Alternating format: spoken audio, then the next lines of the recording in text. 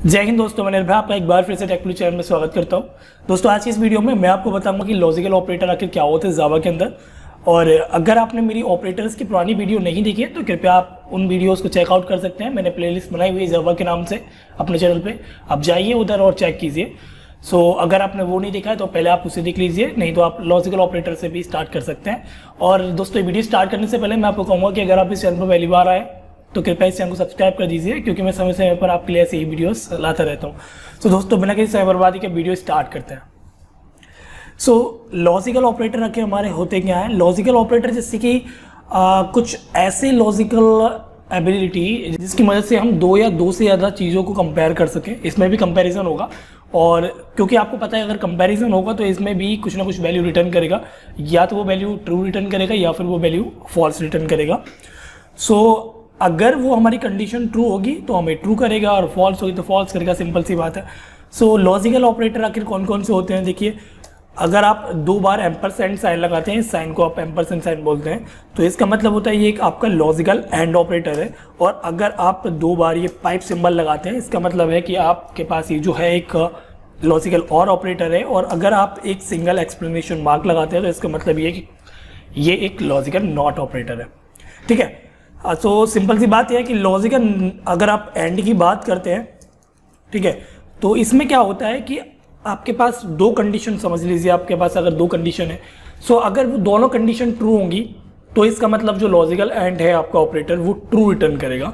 और अगर उन दोनों कंडीशन में से, दोनों एक्सप्रेशन में से कोई भी एक एक्सप्रेशन, कोई भी एक स्टेटमेंट फॉल्स होगी, वो फॉल्स ही रिटर्न करेगा। मतलब कि एंड ऑपरेटर की, एंड लॉजिकल ऑपरेटर की कंडीशन में यह है कि दोनों जो हमारी स्टेटमेंट है या दोनों जो हमारी एक्सप्रेशन है वह ट्रू होने चाहिए। अगर उनमें से एक भी फॉल्स होगा तो ये फॉल्स ही रिटर्न करेगा। ठीक है, ऐसे ही हमारा अगर हम और ऑपरेटर की बात करते हैं, और ऑपरेटर में हमारा ये है कि अगर हमारे पास दो स्टेटमेंट है या दो एक्सप्रेशन है या दो कांस्टेंट वैल्यू है, ठीक है, कांस्टेंट वैल्यू नॉन जीरो होनी चाहिए। अगर वह जीरो है तो इसका मतलब वो फॉल्स है, अगर जीरो के अलावा कुछ भी अदर देन जीरो है तो इसका मतलब वो ट्रू कंसीडर की जाएगी। अगर दो स्टेटमेंट है और उन दोनों में से कोई एक भी स्टेटमेंट ट्रू होती है ना, तो इसका मतलब है कि और ऑपरेटर जो है, और लॉजिकल ऑपरेटर जो है वो ट्रू ही रिटर्न करेगा। ठीक है, याद रखिएगा। और ऐसे ही नॉट में है, नॉट में आप देखेंगे कि सिंगल एक्सप्लेनेशन मार्क है, डबल नहीं है, दो एक्सप्लेनेशन मार्क नहीं लगते हैं, एक सिंगल एक्सप्लेनेशन मार्क होता है, वही आपका लॉजिकल नॉट ऑपरेटर कहलाता है। और इसमें यह है कि अगर आपके पास वो कंडीशन या वो वैल्यू ट्रू है ये उसका रिवर्स प्रिंट करेगा, यानी कि वो फॉल्स रिटर्न करेगा।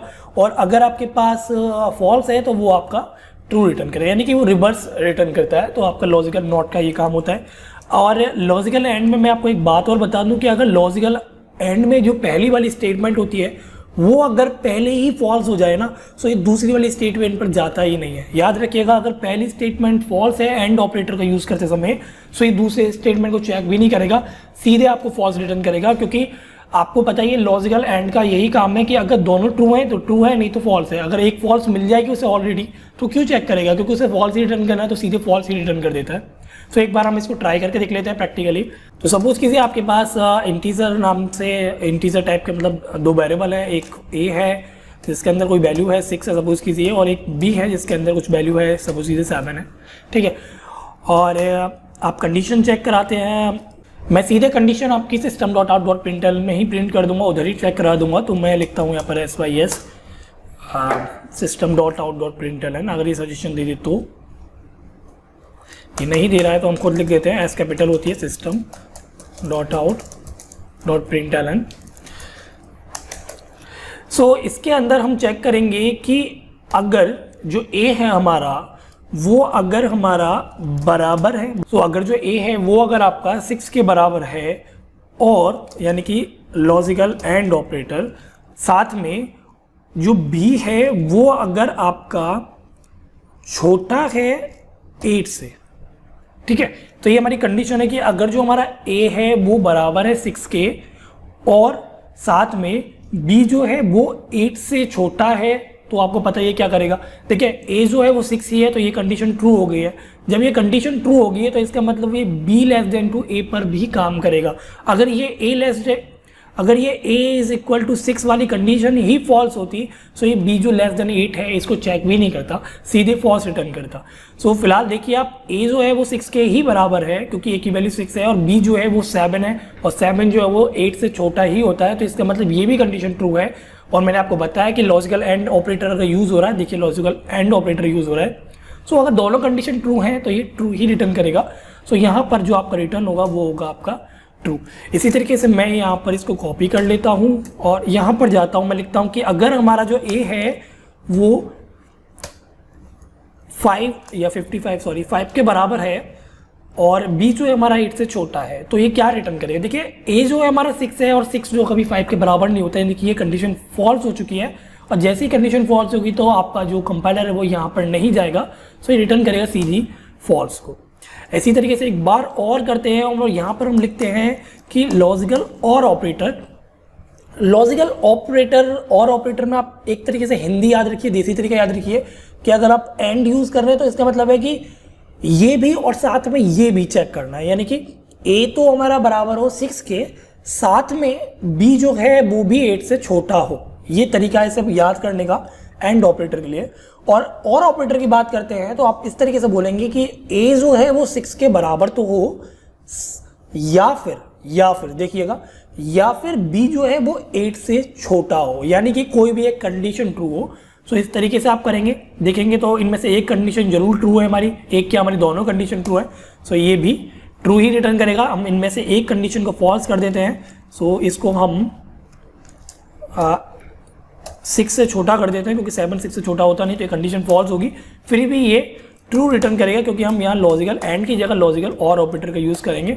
और हम एंड में क्या करते हैं कि एंड में हम यहाँ पर इसे पैरेंथेसिस में लिखते हैं, ठीक है, और इसके आगे एक्सप्लेनेशन मार्क लगा देते हैं, यानी कि इसे लॉजिकल एंड बना देते हैं। आप देखेंगे कि a जो है वो 6 के बराबर है, ट्रू है, और साथ में एंड ऑपरेटर है, so b is less than two a, b 7 है तो ये भी ट्रू है, पर क्योंकि आपको पता है एंड ऑपरेटर आपका ट्रू रिटर्न करेगा, पर आपने एक्सप्लेनेशन मार्क लगाया हुआ है तो इसका मतलब ये आपका उस जो भी आपका आंसर आएगा उसको रिवर्स कर देगा, तो क्योंकि ये आपका ट्रू आएगा तो ये फॉल्स रिटर्न करेगा। सो अगर मैं इसे सेव करके रन करूं, सो रन करने के लिए आपको उसी लोकेशन पर जाना होता है, कमांड प्रॉम्प्ट अगर आप यूज़ कर रहे हैं उसी लोकेशन पर जाना होता है जिस लोकेशन पर आपकी वो फाइल होती है। सो मैं उस लोकेशन पर पहुंच गया, यहाँ पर आपको लिखना होता है जावा सी, जो कि आपका जावा का कंपाइलर है, और यहाँ पर आपको लिखना होता है फाइल का नेम जो है आपका test with the extension of java.java, और आप एंटर प्रेस कीजिएगा। अगर कोई एरर होगी तो ये डिस्प्ले करेगा, नहीं तो कुछ नहीं है। सो एरर है नहीं तो इसमें डिस्प्ले नहीं करा, मैं इसको फुल स्क्रीन कर देता हूँ। और इसे रन करने के लिए मुझे लिखना होता है जावा, और यहाँ पर लिखना होता है वो क्लास नेम जिसके अंदर हमारा मेन मेथड है। तो आप देखेंगे मेन मेथड मेरा ये रहा और ये इस टेस्ट नाम की क्लास के अंदर है। सो इसका मतलब मुझे यहाँ लिखना है जावा प्लस क्लास नेम जो कि हमारा टेस्ट है, और एंटर प्रेस करेंगे तो यहाँ पर आपके पास आंसर आएंगे। देखो हो गए ट्रू है, फॉल्स है, ट्रू है, ट्रू है, फॉल्स है, यानी कि ट्रू है पहला ट्रू है उसके बाद फॉल्स है। तो आप देखेंगे पहला ट्रू आया जैसे कि मैंने आपको बताया था। होपफुली आपको समझ में आया होगा। अगर कोई भी कहीं भी प्रॉब्लम आती है तो आप मुझे कमेंट कर सकते हैं, इंस्टाग्राम पर आप मुझे फॉलो कर सकते हैं। कहीं भी कोई प्रॉब्लम है आप मुझे सीधे डायरेक्ट डीएम कर सकते हैं, फॉलो भी कर सकते हैं, जो आपका मन करे वो कर सकते हैं। फेसबुक पर भी आ सकते हैं, जो भी क्वेश्चन पूछना आप डायरेक्टली मुझसे पूछ सकते हैं, कोई प्रॉब्लम नहीं है। लॉजिकल ऑपरेटर आप ज़्यादातर लूप्स में कुछ कंडीशंस होती हैं उनको चेक कराने के लिए करते हैं, मतलब जहाँ भी आपका लॉजिकल काम होता है वहाँ आप इसको यूज़ कर सकते हैं। तो दोस्तों आज इस वीडियो में सिर्फ इतना ही। अगर आशा करता हूँ आपको ये वीडियो पसंद आई होगी। अगर इस वीडियो को पसंद आई है तो कृपया इस वीडियो को लाइक करें, शेयर करें अपने दोस्तों के साथ, और चैनल पर तो कृपया इसे सब्सक्राइब करें। दोस्तों वीडियो देखने के लिए धन्यवाद।